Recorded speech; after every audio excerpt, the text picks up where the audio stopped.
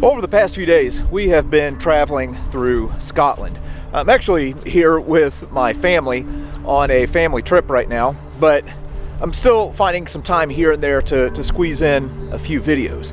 And when you travel to Scotland, it's impossible, at least for me, to not think about William Wallace. The 1995 movie Braveheart was one of my favorite movies of all time, even though it kind of plays a little bit loose with the truth. And today we're going to be looking at a few sites associated with the betrayal of William Wallace.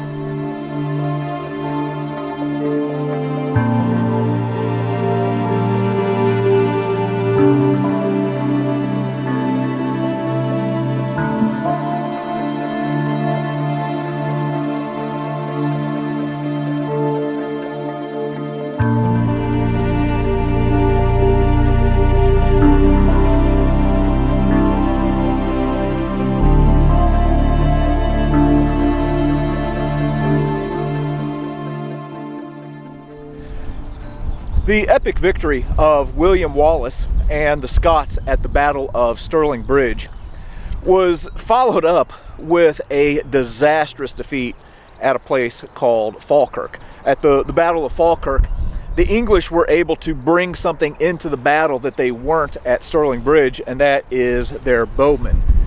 These men with longbows just absolutely decimated William Wallace and his men. Add to that, a lot of the Scottish nobles had kind of withdrawn their support when they saw which way the wind was blowing. Now, even though we know where the Battle of Stirling Bridge took place, Falkirk is a bit of a mystery. There are a few places that it's hypothesized where it could have taken place, but we just don't know for sure.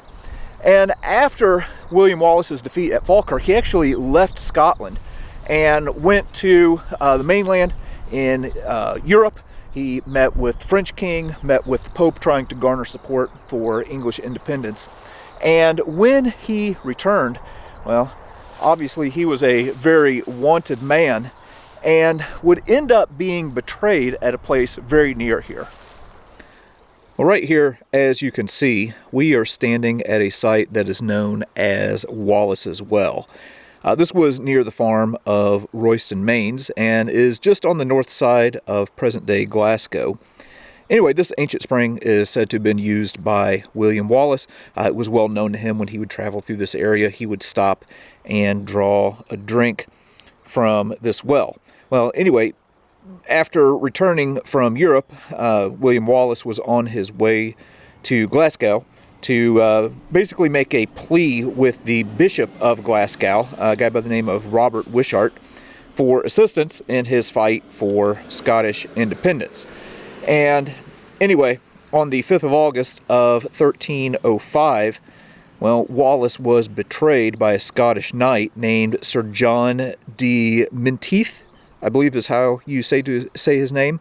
But Menteith was loyal to Edward I, and basically turned over William Wallace to the English.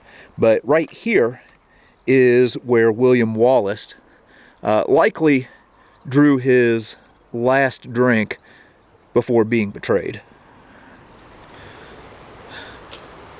Scotland, I absolutely love you, but dadgum, you all have got some temperamental weather.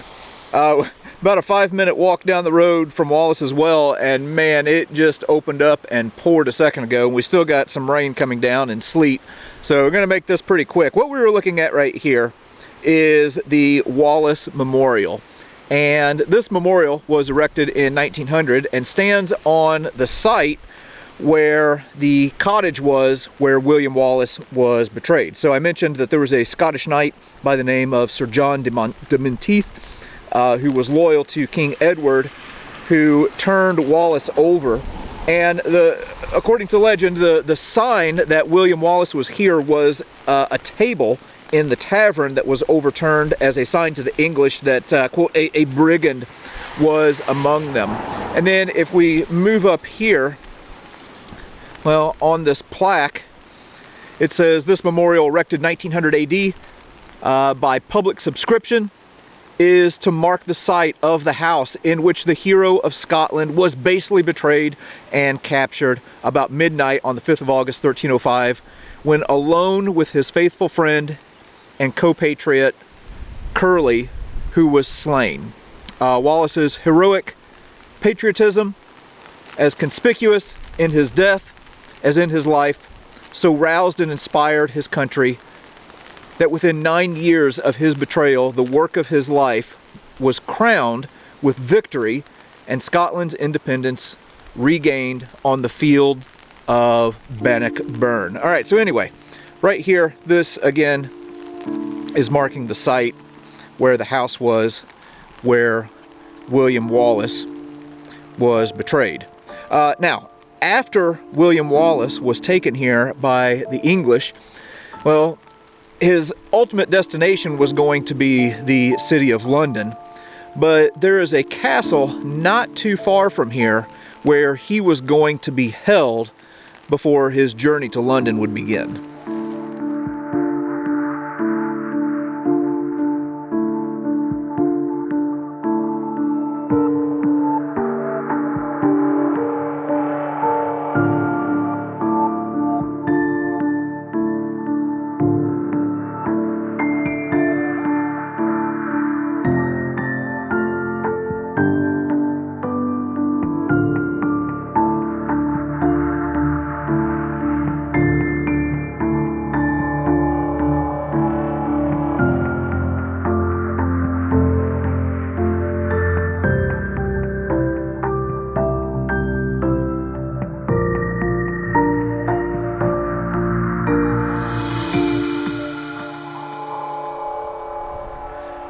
All right, well, we have moved down the road just a little bit, and I'll tell you what, this dang Scottish weather is crazy.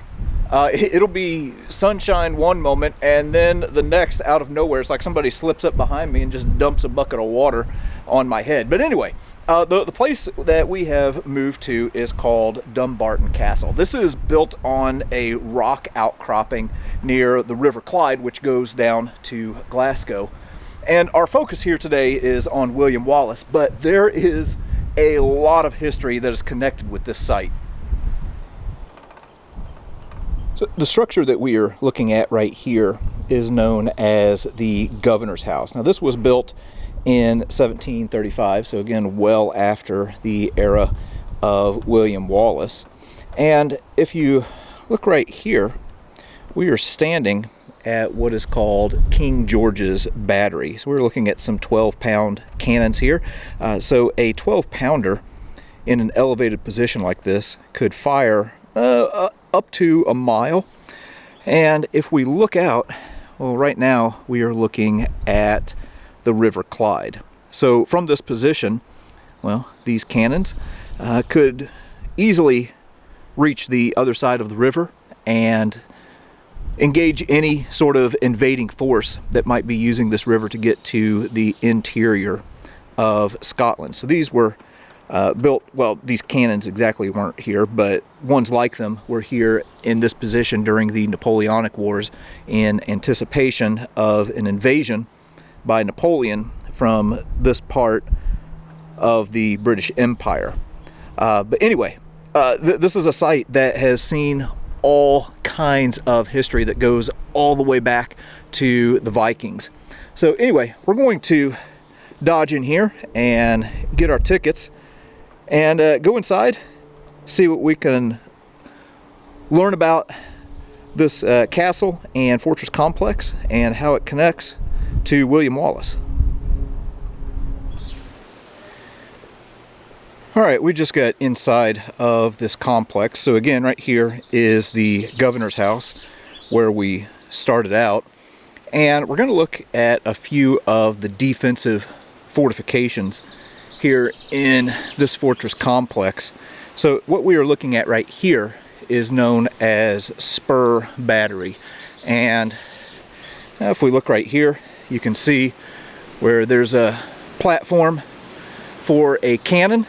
Okay, so we are facing kind of to the east right here. And then if I go inside, It's getting kind of dark, but you can see, well, there's a little bit of a firing slit right here, to where if this complex does get invaded, well, from right here, a soldier with a rifle, probably one who needs to be right-handed, can fire on anybody who has breached that part of the fortress. All right, we are moving around to the western side of this rock outcropping, and this spot right here is known as Bower Battery. So if we look out in this direction, again, we have the River Clyde right here in front of us. Off in this direction, if we were to continue out, well, that would give us access to the sea. And then off to our left is going to take us to Glasgow. So obviously, Bower Battery is designed to protect the western approach right here along this river. And as a matter of fact, if we look right out here, well, you can see where any invading force might see this as a potential landing beach. So Bower Battery is designed to kind of protect this area of the fortress. Now, you have to keep in mind, this place has seen a lot of history. We're talking specifically William Wallace today, but Vikings would have come up this river right here in their longboats. James IV's fleet would have come up here to confront the Lord of Isles. Mary Queen of Scots left here from France. And then all the way up to World War II, you would have seen ships moving in and out of here as they were crossing the Atlantic. So yeah, lots of history right here at this spot. Okay, we've got steps. Being that Dumbarton Rock has quite the elevation change, I'm guessing that we are going to be seeing a lot of these. And this structure that we are looking at right here is the guard house. So again, the governor's house is behind me, and we are ascending the rock. This structure would have been built in the 1500s and has gone through some changes over the years. Obviously, as a guard house, it's guarding the interior of the fortress. But if you look right here, you can see just to the left of these windows where there used to be some smaller windows, and then they blocked those in and then made those windows larger. And this would have been a two-story structure when it was built. And here along the roof line, you can see these loopholes, which were designed as firing positions. And of course, William Wallace would have never seen this because he died long before it was built. But it does have a William Wallace connection. If you look there at the corner of this structure, well, this thing called a skewput, which is that gargoyle-looking face here on the southeast corner.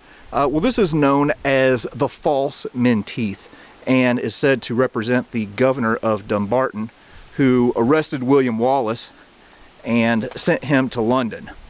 So obviously, history here in Scotland has not regarded him kindly, and he is seen as a rather ghoulish figure here in Scotland. All right, continuing on up, let's go through the guardhouse here and see what we've got. And oh my dear heavens, what we've got are a lot more steps. All right, we just made it to the top of the steps here. Getting quite windy up here on top of the rock. And during the Napoleonic era, well, there would have been a lot of buildings up here. Many of them were dismantled during the First and Second World Wars, but one of them that remains is this one right here. This is the French prison. And it was built in the late 1700s, and then again was used during the Napoleonic era. As a matter of fact, it housed one of Napoleon's generals, General Edouard Francois Simon. He was captured in 1810 when Wellington defeated a French army in Portugal at the Battle of Busaco. It says that during his stay here, he was allowed to go to the summit twice a day under the guard of 2 soldiers with bayonets. And after Napoleon's defeat at Waterloo, well, Dumbarton was considered as a place to house him as a prisoner. But due to some legal concerns and security concerns, they ended up opting to send him to St. Helena instead. But this could have possibly, had things changed, been the place where Napoleon was held. All right, moving beyond the French prison here, I have a visitor today. It's my daughter, and we're all taking in some of the history here. But here is the Duke of York's battery. So if we come out to the edge, well, right out here is the River Clyde. So just around this bend is the battery that we looked at earlier. So you can see this battery is protecting this little inlet right here. So this was a port that would be used to bring in supplies that would outfit the city of Glasgow.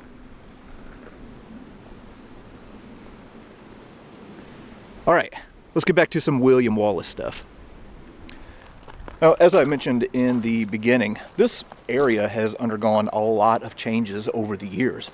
Well, there was an English garrison that was actually here in 1297. So in 1297, this is when William Wallace defeats the English at Stirling Bridge. And the English who were here basically just got the heck out. So William Wallace ended up utilizing this place as a prison for 3 English knights that had been captured at Stirling Bridge. You can actually see the original ruins right here behind me. And when he was here, he didn't know that 8 years later he would be brought back himself as a prisoner. We are just on the other side of the French prison near the western wall of the fort. And they're going through some renovations right now, so we can't get as close as we might like. But there you can see a sign that says Wallace Tower. So these are the remains of the original tower where William Wallace was brought in 1305, August of 1305, after being captured at the site that we visited before. And from here was taken to London to be executed. But right here is where William Wallace would spend his final moments in Scotland.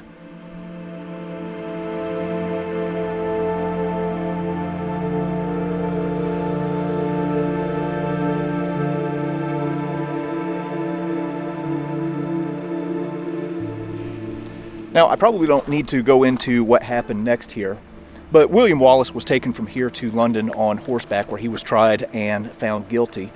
He was executed in a very brutal manner. He was hanged and drawn and quartered. His insides were torn out and burned. They took his head and lopped it off and dipped it in tar and then hung it on London Bridge.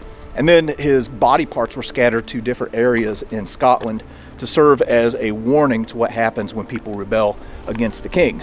But that warning didn't quite stick.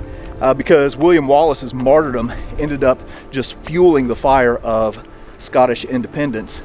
And the Scottish would eventually find that independence from the British. But right here is where William Wallace saw Scotland for the last time.